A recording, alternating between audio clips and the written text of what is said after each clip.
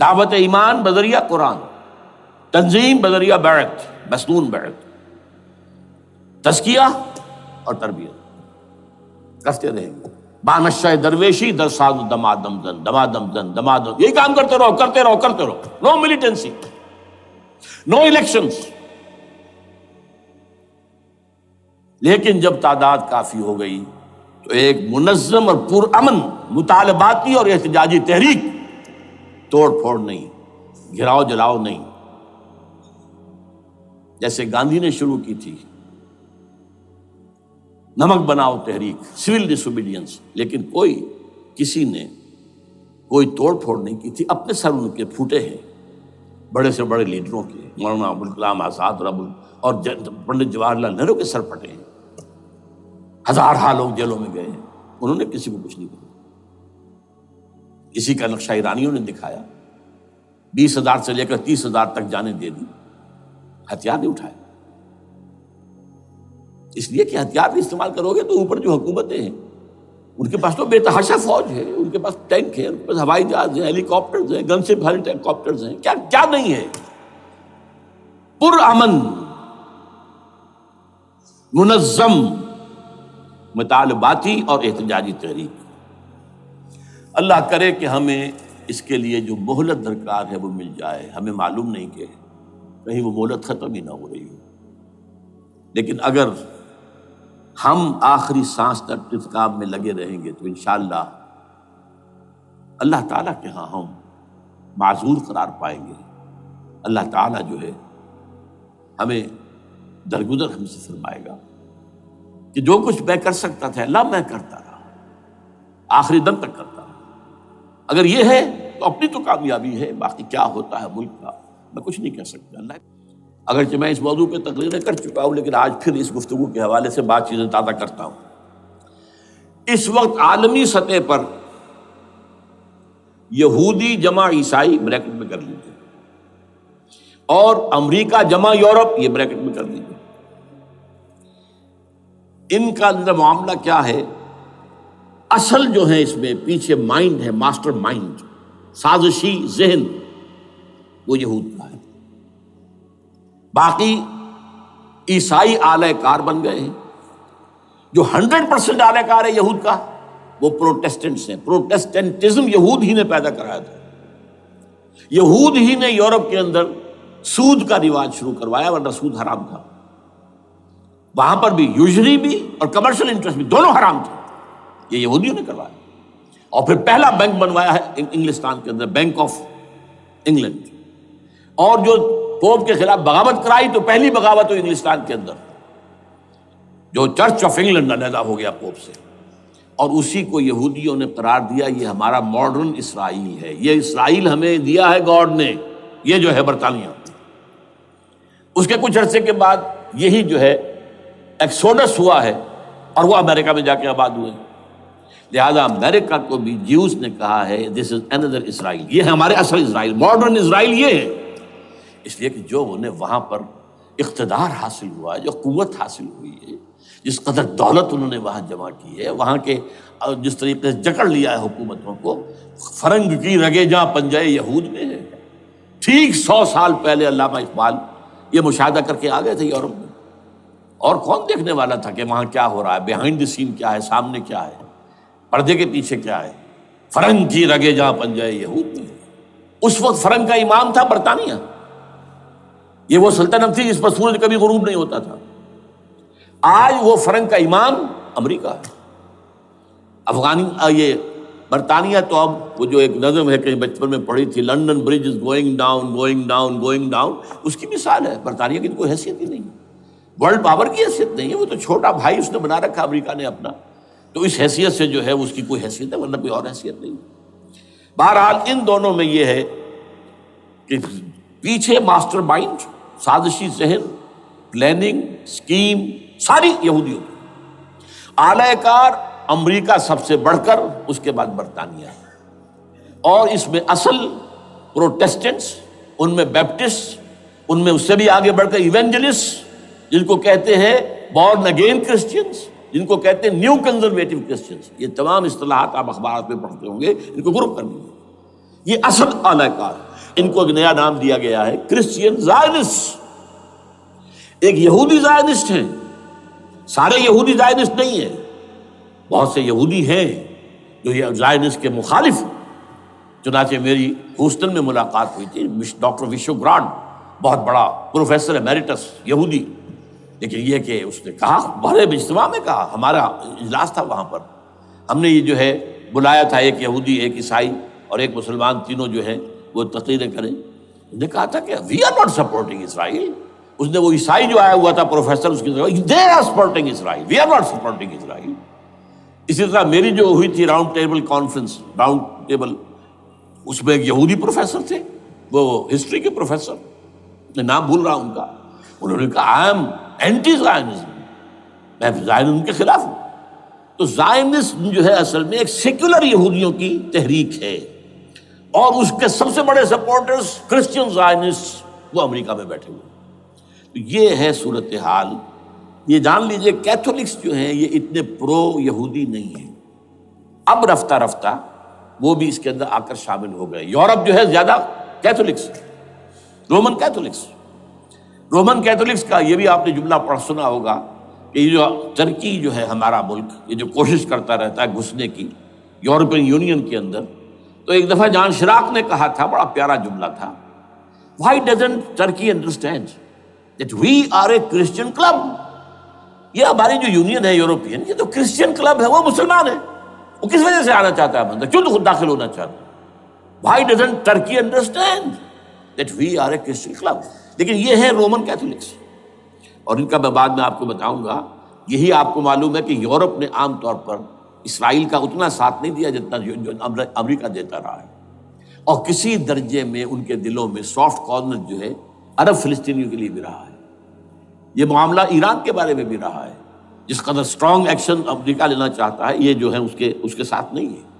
یہ تھوڑا سا فرق ہے، وہ میں اس کا ایک بنیاد بعد میں بتا دوں گا آپ کو. بہرحال ان کا ایک جو ایجنڈا ہے وہ دو، سمجھیے کہ دو اس کے نکات ہیں، دو رسیوں کے مانند یہ آپس میں بٹا ہوا ہے. پہلا، عالم اسلام کے مادی اور مالیاتی وسائل خصوصاً تیل پر قبضہ. یہ ان کا دنیاوی اعتبار سے، دولت کے اعتبار سے، وسائل کے اعتبار سے اس وقت کا ایجنڈا ہے. ویسے تو اس سے اوپر وہ چاہتے ہیں پوری دنیا پر، وہ تو بات کی بات ہے، لیکن ابھی نہ وہ روس کو چھیڑ رہے ہیں نہ چین کو چھیڑ رہے ہیں. چین تو ان کا سب سے بڑا جو ہے بزنس پارٹنر ہے، سب سے بڑا، اور چین کو رفتہ رفتہ وہ اپنی لائن پر لا رہے ہیں. اب تو صرف یہ کہ وہ ایک پارٹی گورنمنٹ وہاں رہ گئی ہے جو کہ کمیونزم کے دور کی یادگار ہے، باقی ان کی جو اکانومی ہے وہ تو آ چکی ہے اسی رخ کے اوپر جو یورپ کی ہے، مغرب کی ہے. نمبر دو ایجنڈا کیا ہے؟ دنیا میں کہیں بھی اسلام کے بحیثیت ایک نظام زندگی ظاہر ہونے کا کوئی موقع نہیں دینا. We have to nip the evil in the bud at any cost. یہ ان کے ایجنڈے کا دوسرا بڑا حصہ. یہ دو ہے انٹرٹوائنڈ، جیسے آپ لڑیوں کو بٹ دے کر رسی بناتے ہیں، ایسے یہ دو لڑیے ہیں. اسلام کا پولیٹیکل سوشو اکنامک سسٹم کہیں نہ آ جائے دنیا میں، ہو نہ جائے آشکارا شر پیغمبر کہیں. یہ ابلیس نے کنکلوڈ کیا ہے، وہ جو ابلیس کی مجلس شورا ہے، ہو نہ جائے آشکارا شر پیغمبر، کہیں ایسا نہ ہو کہ پیغمبر کی شریعت دنیا کے سامنے آ جائے، پیغمبر کا نظام آ جائے. الحذر، آئین پیغمبر سے 100 بار الحذر. حافظ ناموس زن، مرد آزما مرد آفری، یہ معاشرتی نظام ہو گیا. موت کا پیغام ہر نوع غلامی کے لیے، نہ کوئی فخفور و خاکہ، نہ گدائے رہنشی، یہ سیاسی نظام آ گیا. اور کرتا ہے دولت کو ہر آلودگی سے پاک و صاف، منعموں کو مال و دولت کا بناتا ہے امین. تم دولت کے امین و مالک نہیں ہو. اور اس سے بڑھ کر اور کیا فکر و عمل کا انقلاب، بادشاہوں کی نہیں اللہ کی ہے یہ زمین، ان الارض للہ. یہ نظام کہیں نہ آ جائے دنیا، یہ جس پہ کہ وہ خطرہ محسوس کر رہا تھا. اور اس کے بعد یہ کہتے ہیں، یہ تو تھا عصر حاضر کے تقاضے، لیکن یہ کہ صورتحال کیا ہے، ہو نہ جائے آشکارا شرع پیغمبر کہیں، ہے یہی یہ معاملہ اس طرح رکھو کہ خود مومن ہے محروم یقین، یہ غنیمت ہے کہ خود مومن ہے محروم یقین۔ ہمیں اگر کوئی سہارا ملتا ہے تو اس سے کہ مومنوں کو بھی، نام نہاد مسلمانوں کو بھی اپنے اس نظام پر یقین نہیں ہے۔ وہ نماز پر یقین رکھتے ہیں، روزے پر رکھتے ہیں، زکوٰۃ کو بھی دو بھی اللہ تعالیٰ جس کو توفیق دیتا ہے، حج کرتے ہیں، عمرے کرتے ہیں، یہ ہے سب، لیکن یہ کہ یہ غنیمت ہے، چشم عالم سے رہے یہ پوشیدہ یہ آئین تو خوب۔ وہ ابلیس کہتا ہے کہ یہ آئین چشم عالم سے پوشیدہ رہنا چاہیے، یہ غنیمت ہے کہ خود مومن ہے محروم یقین۔ ہمارے لیے جو ہے اگر کوئی سانس لینے کی جگہ ہے تو وہ یہ ہے، حوصلہ افزائی اگر ہے تو اس میں ہے کہ خود مومن محروم یقین ہے، اس کے سامنے وہ راستہ ہے ہی نہیں۔ اب لیجئے یہودیوں کے ایجنڈے کو میں تجزیہ کر رہا ہوں۔ سب سے پہلے world bank, I M F, globalisation, TRIPS, ان تمام ہتھ کنڈوں کے ذریعے عالمی مالیاتی استعمار جو بظاہر امریکہ کا ہوگا حقیقتاً یہود کا ہوگا۔ یہودیوں کے نزدیک پوری نوع انسانی حیوانوں کے مانند ہے، they are not human beings, they are goyams, they are gentiles۔ یہ انسانی شکل میں حیوان ہیں، اور جیسے حیوانوں کو ایکسپلائٹ کرنا، استعمال کرنا انسانوں کا حق ہے۔ گھوڑے کو آپ باندھتے رہے ہیں نا ٹانگے کے آگے، اور بیلوں سے آپ ہل جتواتے رہے ہیں، تو جیسے یہ حق ہے ایسے ہمارا حق ہے پوری دنیا کے جو ہے وسائل ان کو کھینچے۔ ہاں جیسے گھوڑے اور بیل کو بھی کچھ نہ کچھ دانہ تو ڈالنا پڑتا ہے، چارہ تو دینا پڑتا ہے، تو ان کو بھی کچھ دو۔ یہ پوری نوع انسانی ورکرز بن کر رہ جائے، حیوان بن جائیں، بالکل شہوت کے غلام بنا دو انہیں، اخلاقی اقدار کا بیڑا غرق کر دو، خاندانی نظام کو تہوبالا کر دو۔ یہ باقاعدہ جو protocols of the elders of the Zion تھے ان سب میں موجود ہے، لکھا ہوا، جو 1897 میں انہوں نے پاس کیا اپنا پروگرام بیسل میں، سوئٹزرلینڈ کا ایک شہر ہے۔ Protocols of the elders of the Zion, ان کو حیوان بنا دو، بس حیوانوں سے کام لیتے رہو۔ ہاں ان کی کمائی کا کچھ حصہ ان کے لیے چھوڑ دو، وہ بھی زندہ رہیں، وہ بھی آخر کام کیسے کریں گے، اور اصل جو ہے ملائی کھینچ دو اپنے اس نظام کے ذریعے سے۔ World bank, I M F, stock exchange, TRIPS, globalisation, اس کے ذریعے سے عالمی مالیاتی استعمار۔ نمبر 2، ایک ہے ان کا ایجنڈا، یہ تو عالمی ہے، دوسرا ایجنڈا کیا ہے؟ وہ لوکل ہے۔ وہ کیا ہے؟ گریٹر اسرائیل کا قیام، جس میں مصر کا سارا زرخیز علاقہ شامل ہوگا، جو ڈیلٹا کا علاقہ کہلاتا ہے اس کا، جہاں کے اس وقت کے بادشاہ نے، حضرت یوسف علیہ السلام کے زمانے کے بادشاہ نے، وہ فرعونہ کے خاندان میں سے نہیں تھا، وہ عرب تھا، عربوں ہی سے کسی وقت کوئی قوم آئی تھی جو کہ مصر پر قابض ہو گئی تھی۔ اس نے حضرت یوسف کے خاندان کو لا کے وہاں آباد کیا، بہترین جشن کا علاقہ کہلاتا ہے، بہترین۔ وہ کہتے ہیں ہمارا ہے، ہم رہے وہاں پر کئی سو برس تک رہے، عراق ہمارا ہے، وہاں ہمیں قید میں رکھا گیا، نبوکدنضر دے گیا تھا۔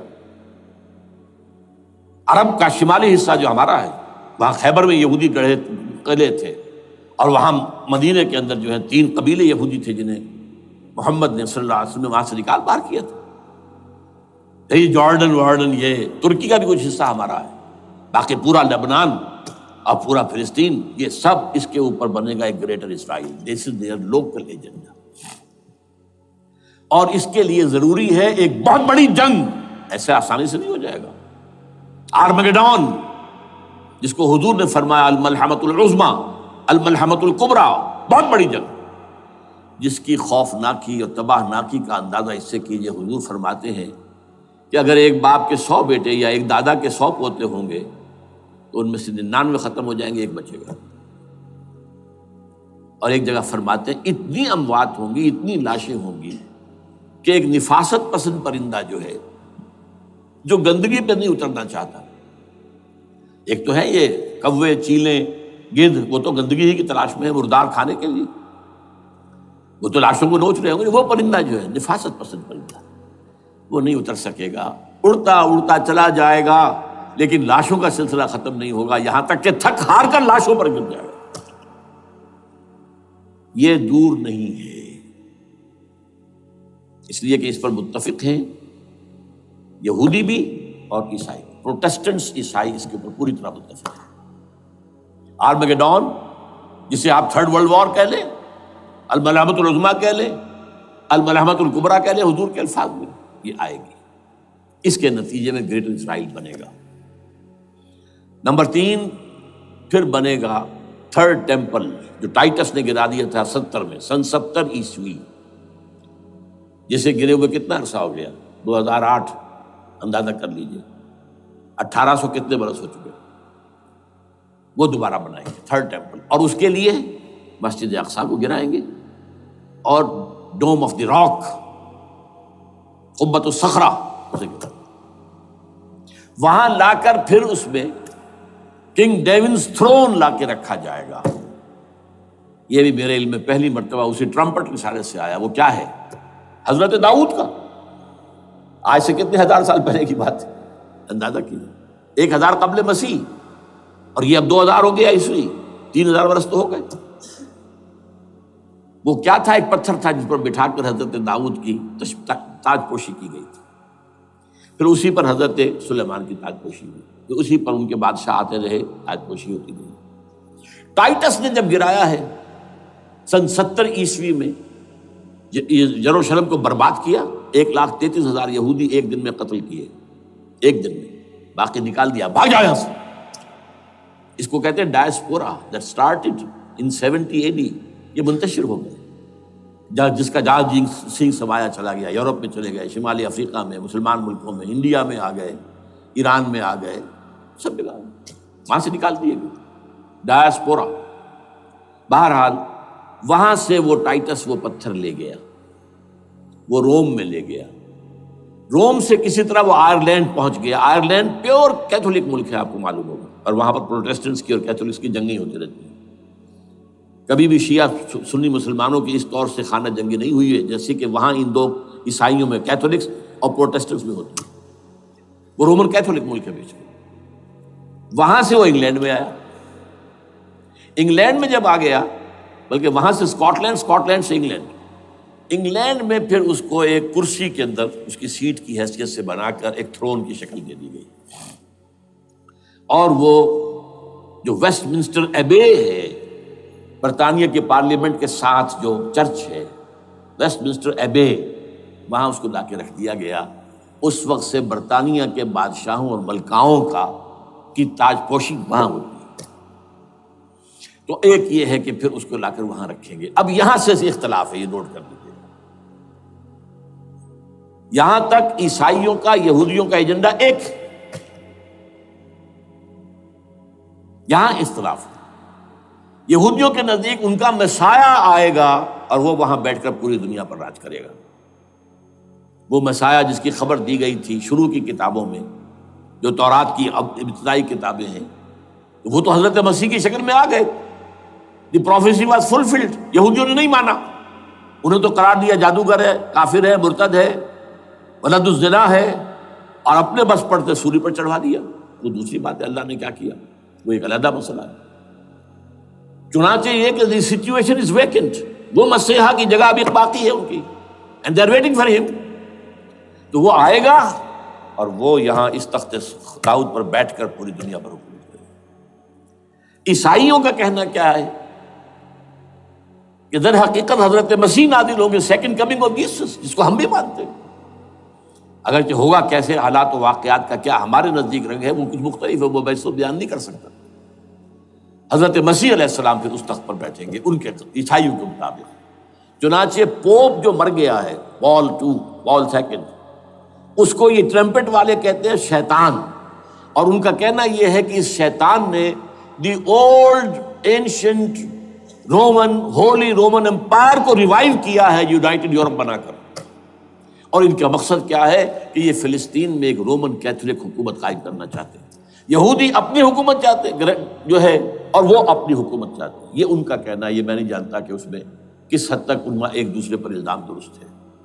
لیکن جیسے کہ آپ کو معلوم ہے کہ انڈونیشیا کے اندر بھی ہوا تھا، ایک جزیرے کو تقسیم کر دیا، ایک حصہ جو ہے اس کا وہ رومن کیتھولک ریاست بن گیا. شاید نائجیریا میں بھی اس طرح کا معاملہ ہوا ہے کچھ تھوڑے علاقے کے اندر وغیرہ وغیرہ. تو یہ ہے، لیکن بہرحال یہ ان کا. عیسائیوں کا معاملہ کیا ہے؟ میں نے جیسا کہ بتایا کہ یہ تو اس ایجنڈے کے اندر متفق ہے، اور عیسائی بھی ورلڈ ڈومینیشن، مالیاتی جو ہے استعمار، اس کے لیے کوشاں ہیں. لیکن ان کے نزدیک حضرت عیسیٰ ابن مریم آئیں گے علیہ الصلوۃ والسلام، اور وہ حکومت کریں گے. اس پورے ڈرامے کا اسکرپٹ پورا یہودیوں کا لکھا ہوا ہے، اور انہی کی سازش اس پورے ڈرامے کے پیچھے ہے. البتہ بظاہر اس ڈرامے کا بڑا کیریکٹر جس سے آپ ہیرو کہیں وہ امریکہ ہے، اور اس کے تابع یورپ بھی ہے. یہ ہے عالمی سطح پر معاملہ اس وقت. ویسے میری 2 کتابیں جو ہے اس پر کتابچے ہیں. 4 سال پہلے میں نے اسی مقام پر 2 تقریریں کی تھی. ایک موجودہ عالمی حالات اور اسلام کا مستقبل، وہ دوسرا حصہ جو میں اس وقت نہیں چھیڑ رہا. ہوگا کیا اصل میں، جس میں یہ ہے کہ کہیں اسلامی ریاست قائم ہو، خلافت کا نظام قائم ہوگا کہاں ہوگا یہ میں بحث نہیں کر رہا. حضرت مہدی کا ظہور ہوگا، وہ آئیں گے عرب کے اندر. پھر یہ ہے کہ وہ جو گریٹر اسرائیل کے خلاف جہاد ہوگا، اور اللہ کرے گا کہ رفتہ رفتہ یہ ممالک جو ان سے لے لیے جائیں گے، یہاں تک کہ بالآخر ایک یہودی اعلان کر دے گا میں ہوں مسیح، جس کو کہ عیسائی بھی کہتے ہیں اینٹی کرائسٹ، اور یہ کہتے ہیں یہ بیپٹسٹ بھی کہ اینٹی کرائسٹ جو ہے وہ یہودی ہوگا. جبکہ کچھ عرصے پہلے بہت بڑا پروپیگنڈا ہوا تھا کہ اینٹی کرائسٹ جو ہے، دجال جو ہے، وہ تو مسلمان ہوگا. نہیں، لیکن وہ کہتے ہیں کہ ہوگا، یہودی ہوگا. اور پھر اس یہودی کو قتل کریں گے حضرت مسیح، دی ریئل مسیح، اصل مسیح جو اٹھا لیے گئے درمیان میں، وہ آئیں گے، اور ان کے ہاتھوں دجال بھی قتل ہوگا، اور پھر مسلمانوں کے ہاتھوں ایک ایک یہودی ختم ہوگا. پھر ایک عالمی اسلامی ریاست قائم ہوگی حضرت مسیح کے ہاتھوں، اور وہاں پر حضرت مسیح، ایک حدیث میں آتا ہے 40 برس تک پوری دنیا پر حکومت کرے گی. بہرحال یہ دوسرا پکچر ہے جو ہمارے سامنے، میں اس وقت کی تفصیل میں نہیں جا رہا. جو ان کے سامنے پکچر ہے وہ میں نے آپ کو بیان کر دیا. اب اس میں تجزیہ کیجئے افغانستان پر حملے کا اصل سبب، جو میں نے 2 بتایا نا، 2 لڑیاں ہیں ان کے ایجنڈے کی. ایک اسلام کہیں ظاہر نہ ہو جائے، اسلام کا نظام ظاہر نہ ہو جائے، اور ایک مسلمانوں کے مالیاتی، خاص طور پر تیل کے وسائل پر قبضہ. اب افغانستان میں کیا ہوا ہے، یہ سارا معاملہ تھا اسلام کا راستہ روکنے کے لیے، کہ یہاں تو اسلام ایک شکل دکھا رہا ہے اپنی، اور اگر انہیں موقع مل گیا تو یہ تو ایک ایسی ویلفیئر اسٹیٹ قائم کر دیں گے. زکوٰۃ کا نظام قائم ہو جائے گا تو اعلیٰ ترین ویلفیئر اسٹیٹ قائم ہو جائے گی. اور اگر یہاں پر جو ہے یہ ساری سزائیں نافذ ہو گئی، معاشرہ کرائم فری ہو جائے گا، لوگوں میں محبت ہوگی، مساوات ہوگی، اور یہ کہ عام لوگوں کے لیے ویلفیئر ہوگا. اور یہ سامنے نظام آ گیا تو پھر ہمارا یہ نظام کیپٹلزم یہ کہاں رہے گا؟ اس کو تو منہ چھپانے کی جگہ نہیں ملے گی. لہذا افغانستان پر حملے کا اصل موٹیو یہ ہے. البتہ یہ ساتھ ہی یہ بھی تھا کہ افغانستان کے راستے سے سینٹرل ایشین سٹیٹس جو ہیں ان سے پائپ لائنیں لا کر، اور وہ پھر کہیں گوادر کے آس پاس سمندر تک لائے جائے، تاکہ ہم وہاں کے جو ہے ڈرین کر سکیں جو تیل اور گیس کے ذخائر ہیں سینٹرل ایشین سٹیٹس کے اندر، جو مسلمان سٹیٹس ہیں. تو اس کے لیے راستہ جو ہے وہ لینا چاہتے تھے افغانستان سے. اب وہ جہاں تک افغانستان کا تعلق ہو تو ان کے قبضے میں ہے، جب چاہیں کر لیں. اب پاکستان کا معاملہ جو تھا وہ، جیسا کہ میں نے کہا کہ اس کا راستہ وہ رک گیا، جبکہ انہیں واپس جانا پڑ گیا. لیکن انہوں نے افغانستان میں کوشش کی طالبان کے زمانے میں.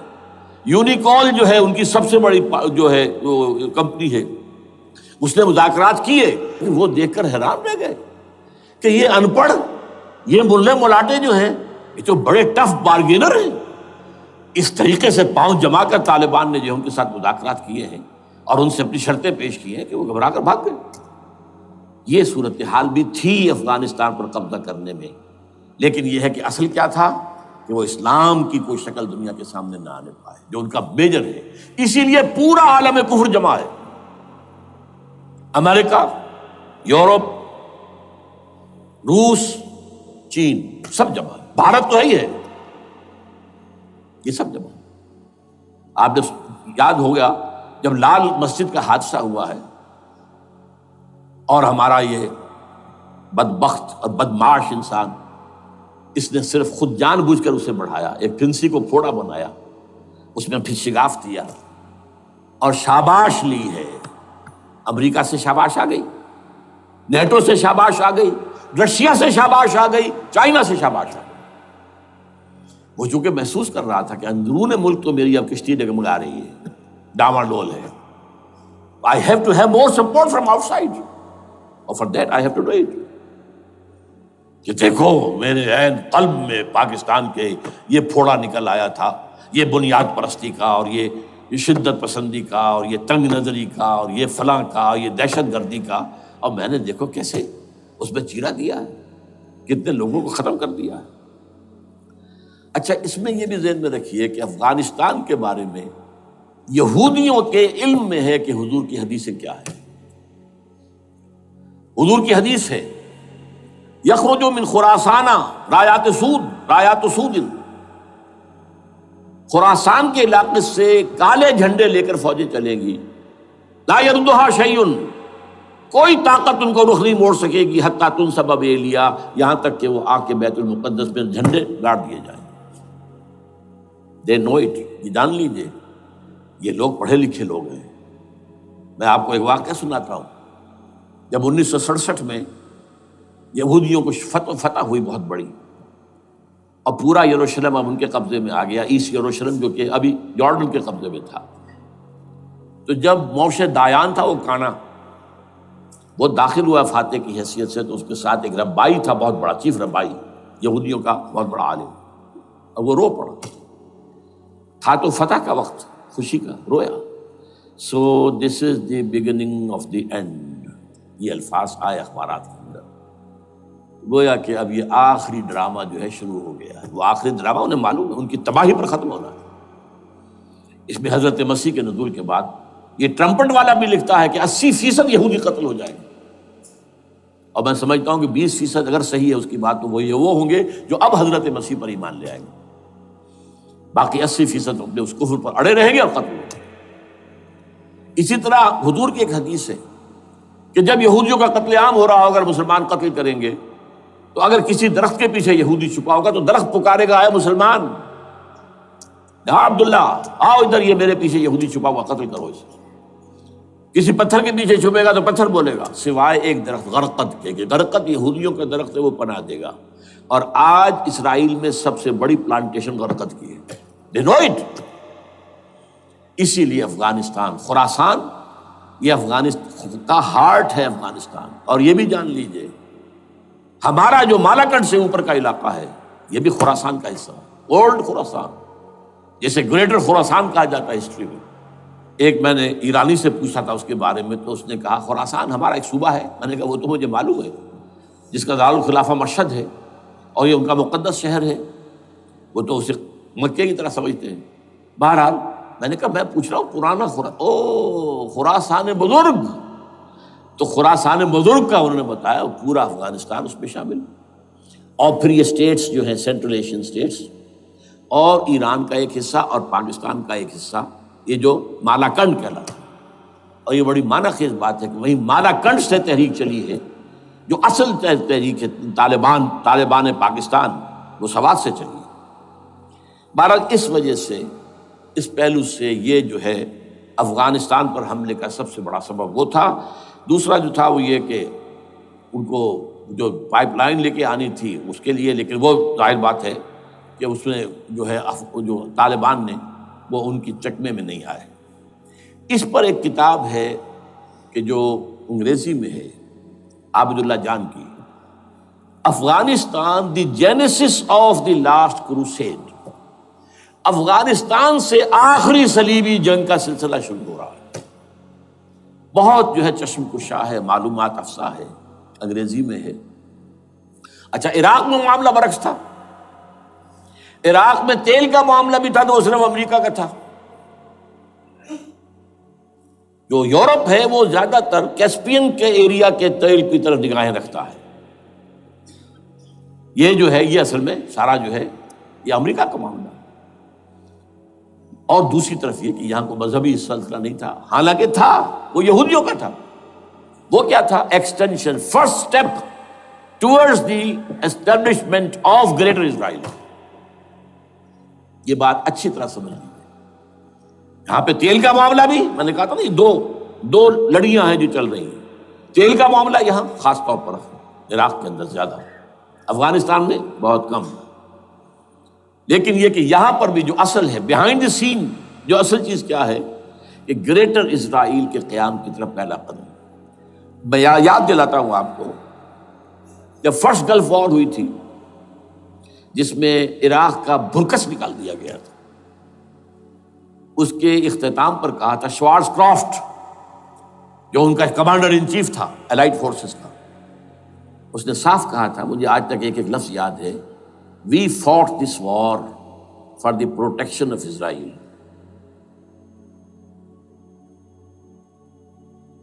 اور اب جو ابھی ہوا معاملہ، جب صدام گرا ہے، اس کا مجسمہ بھی گرا ہے، تو اس کے بعد وہ شخص، وہ بدبخت، وہ خبیث جو ابھی پڑا ہوا کومے میں، شیرون نے کہا تھا ان قریب عراق پر ہماری حکومت ہوگی. اور اس سے پہلے تو ہم صرف عراق میں سے یوفریٹس تک کا علاقہ مانگتے تھے، دریائے فرات تک کا. اب ہمارا مطالبہ یہ ہے کہ ہم تو در حقیقت دجلہ تک جائیں گے، دجلہ، تاکہ پورا کا پورا جو فرٹائل جو دو آبا ہے دجلہ اور فرات کے درمیان کا بہترین علاقہ، وہ سارا ہمارے پاس. اس سے آپ اندازہ کر لیجیے کہ یہ دونوں چیزیں جو ہیں دونوں جگہ موجود ہیں. وہاں مذہبی زیادہ ہے افغانستان کا، لہذا یہاں بہت بڑی جو ہے کولیشن بن گئی. عراق میں تو وہ کولیشن نہیں بن سکی. یورپ بھی ساتھ نہیں آیا، امریکہ had to go it alone, اسے کرنا پڑا ہے.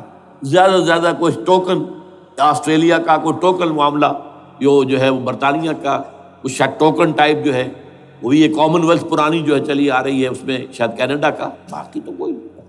یہ جو آل ورلڈ کولیشن بنی تھی وہ افغانستان کے خلاف کیوں ہے؟ یہاں سے اسلام کی ریسرجنس کا اندیشہ ہے. یخرج من خراسان رایات سود لا یردها شیء حتی تنصب بایلیا. حضور کے زمانے میں ایلیا جو ہے وہ کن کے قبضے میں تھا؟ عیسائیوں کے. اس کے بعد ہمارے قبضے میں آیا، لیکن پھر کروسیڈرز نے ہم سے لے لیا تھا، اور 88 برس وہ عیسائیوں کے پاس رہا، 1099 عیسوی سے لے کر 1187 تک. اب پھر یہود کا قبضہ ہے. پہلے عیسائیوں کا تھا، اب یہود کا. اب ان سے لینا واپس، پہلی مرتبہ بھی عرب نہیں لے سکے تھے، کھونے والے عرب تھے، واپس لینے والا کرد تھا، صلاح الدین ایوبی رحمۃ اللہ علیہ. اب بھی کھونے والے عرب ہیں. مصر اور شام اور اردن تینوں کا مقابلہ کیا اس نے، اسرائیل نے، اور قبضہ کیا پورے ویسٹ بینک پر، گولان ہائٹس پر، سینائی پیننسولا پر، اور یہ کھو دیا ہم نے اپنے ہاتھ سے. اور اب بھی عربوں میں تو کوئی دم نہیں ہے، کوئی جان نہیں ہے. ان کو عیاشیوں نے، دولت مندی نے بالکل تباہ و برباد اور کھوکھلا کر کے رکھ دیا. بہرحال یہ جو چیزیں میں نے آپ کو بتائی ہیں، یہ تو وہ پلانز ہیں جو سب شیاطین جن و انس کے پروگرام ہیں. وہ جیسے کہ کبھی کہا تھا خمینی صاحب نے، شیطان بزرگ، دی گریٹسٹ شیطن، امریکہ. اصل میں امریکہ، اور اس کے پیچھے حقیقت میں یہود. سامنے امریکہ، پیچھے یہود. بالفعل کیا ہوگا یہ تو پھر اللہ ہی جانتا ہے کیا ہوگا. وَمَكَرُوا وَمَكَرَ اللَّهُ. کافر اپنی چالیں چلتے ہیں، اللہ اپنی چال چلتا ہے. اور سَنَسْتَدْرِجُهُم مِّنْ حَيْثُ لَا يَعْلَمُونَ وَأُمْلِي لَهُمْ إِنَّ كَيْدِي مَتِينٌ. اے نبی آپ گھبرائیں نہیں، ہم ان کافروں کو رفتہ رفتہ وہاں سے لے آئیں گے جہاں سے آپ کو بھی انہیں احساس تک نہیں ہوگا کہ یہ تو گرفت میں آ رہے ہیں، ٹریپ ہو رہے ہیں. اور ابھی ذرا میں انہیں ڈھیل دے رہا ہوں. میں املی لہم ان قیدی متین، میری چال بہت مضبوط ہے. تو یہ کہ دوسری طرف یہ سمجھ لیجئے اس وقت پاکستان کے دینی مدرسوں میں شدید تحریک چل رہی ہے. لال مسجد یہ ایک سمبل بن چکا ہے، یہ ایک علامت ہے. اور یہ ملیٹنسی کی طرف بہت بڑی تعداد میں، خاص طور پر جو طالب علم ہیں عربی مدارس کے، طالبان کی سورس یہی تو ہے نا، یہی تھے جن سے کہ افغانستان میں طالبان ابھرے تھے. اور یہیں سے پاکستان کو ابھر رہے ہیں. ان کے اندر شدید لہر ہے، اور کوئی بہت بڑا فساد ہو گیا اگر خدا نہ خواستہ تو that will be the end of Pakistan. اس سے بچنا ہے تو وہ راستہ اختیار کریں جو میں نے بیان کر دیا ہے، جو میں سال ہر سال سے بیان کر رہا ہوں. دستور کا ترمیمی بل بنا کر دیا ہے، اسے عام بھی کیا ہے. البتہ اس عرصے میں ظاہر بات ہے کہ ہم کیا کریں گے. ہمارا کوئی پروگرام کسی ملیٹنسی کے طرف جانے کا نہیں ہے. ہم اسے مفید نہیں سمجھتے بلکہ مضر سمجھتے. یہ کاؤنٹر پروڈکٹیو ہے. ہمارے سامنے پروگرام کیا ہے؟ سے نکاتی پروگرام، بڑے پیمانے پر دعوت ایمان بذریعہ قرآن. نمبر 1، میری تمام سرگزشت کھوئے ہوئوں کو جستجو، میری سرگزشت جو ہے 50 سال سے اسی میں ہے، قرآن کا پڑھنا، پڑھانا، سیکھنا، سکھانا، عام کرنا. اور الحمدللہ ایک بڑی ٹیم تیار کر دی ہے میں نے اللہ کے فضل سے، جو یہ کام کر رہی ہے. دعوت ایمان بذریعہ قرآن. اور جو ایمان واقعتاً لے آئیں، جس کا ثبوت ہوگا شریعت پر عمل، جس چیز پر عمل کیا جا سکتا اور نہیں کرتے تو آپ مجرم. ہاں ظاہر بات ہے اس سے ایک حصہ ایسا ہے جس پر آپ عمل نہیں کر سکتے جب تک کہ نظام نہ بدل جائے. چور کا ہاتھ میں نہیں کاٹ سکتا، آپ نہیں کاٹ سکتے، لیکن جتنے پر عمل ممکن ہے اس پر عمل. ایسے لوگوں کو آرگنائز کیا جائے. بیعت کا نظام، مسنون نظام، قرآن میں معصور، مسنون، منصوص، یہ سارا نظام اس کی بنیاد. ایک آدمی کا، وہ آدمی کہے کہ بڑھو تو بڑھو، وہ کہے کہ رک جاؤ تو رک جاؤ. نمبر 3، ان لوگوں کا تزکیہ. اور میں بتا چکا ہوں تزکیہ اور تربیت. تزکیہ کس بات کی؟ کوئی امنگ، کوئی ولولہ، کوئی مقصد، کوئی تمنا دل میں نہ رہے سوائے اللہ کی رضا کی. حکومت مطلوب نہ ہو، اقتدار مطلوب نہ ہو، مال و دولت مطلوب نہ ہو، اللہ کی رضا اور آخرت کی فلاح. ہر تمنا دل سے رخصت ہو گئی. حضرت مجذوب کا مصرع، اب تو آجا، اب تو خلوت ہو گئی. اے اللہ تو آجا میرے دل میں، میرے دل سے ہر تمنا نکل چکی ہے، خلوت ہے. اور تربیت کس کی؟ کہ تیاری ہو جائے اس بات کی کہ تن من دھن سب لگا دیں گے، جان بھی دے دیں گے جب موقع آئے. چوتھا کیا؟ کہ جب تک یہ تعداد کافی نہ ہو. یہ نہیں ہے کہ 150 آدمی لے کر کسی ایک جگہ پر کسی لال مسجد کو ہم مرکز بنا کر بیٹھ جائیں، نعرہ لگا دیں. بول گیر جماعت، اور وہ بھی معتدل تعداد پہ. وہ جب تک نہیں ہوتی تو ہم یہی 3 کام کریں گے. دعوت ایمان بذریعہ قرآن، تنظیم بذریعہ بیعت، مسنون بیعت، تزکیہ اور تربیت کرتے رہیں گے.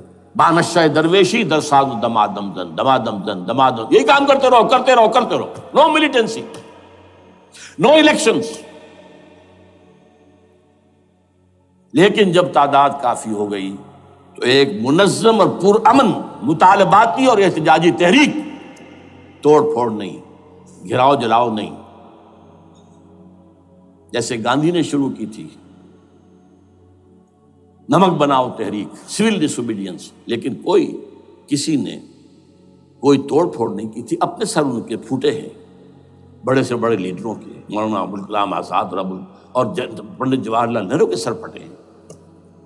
ہزار لوگ جیلوں میں گئے ہیں، انہوں نے کسی کو کچھ نہیں کہا. اسی کا نقشہ ایرانیوں نے دکھایا. 20,000 سے لے کر 30,000 تک جانیں دے دی، ہتھیار نہیں اٹھائے. اس لیے کہ ہتھیار بھی استعمال کرو گے تو اوپر جو حکومتیں ہیں ان کے پاس تو بے تحاشا فوج ہے، ان کے پاس ٹینک ہے، ان کے پاس ہوائی جہاز ہیں، ہیلی کاپٹرز ہیں، گن سے بھرے ہیلی کاپٹرز ہیں. کیا کیا نہیں ہے. پرامن، منظم مطالباتی اور احتجاجی تحریک. اللہ کرے کہ ہمیں اس کے لیے جو مہلت درکار ہے وہ مل جائے. ہمیں معلوم نہیں کہ کہیں وہ مہلت ختم ہی نہ ہو رہی ہو. لیکن اگر ہم آخری سانس تک اس کام میں لگے رہیں گے تو انشاءاللہ اللہ تعالیٰ کے ہاں ہم معذور قرار پائیں گے. اللہ تعالیٰ جو ہے ہمیں درگزر ہم سے فرمائے گا کہ جو کچھ میں کر سکتا تھا اللہ میں کرتا رہا، آخری دم تک کرتا رہا. اگر یہ ہے تو اپنی تو کامیابی ہے، باقی کیا ہوتا ہے ملک کا میں کچھ نہیں کہہ سکتا، اللہ بہتر جانتا. اقول قولی ھذا واستغفر اللہ لی ولکم ولسائر المسلمین والمسلمات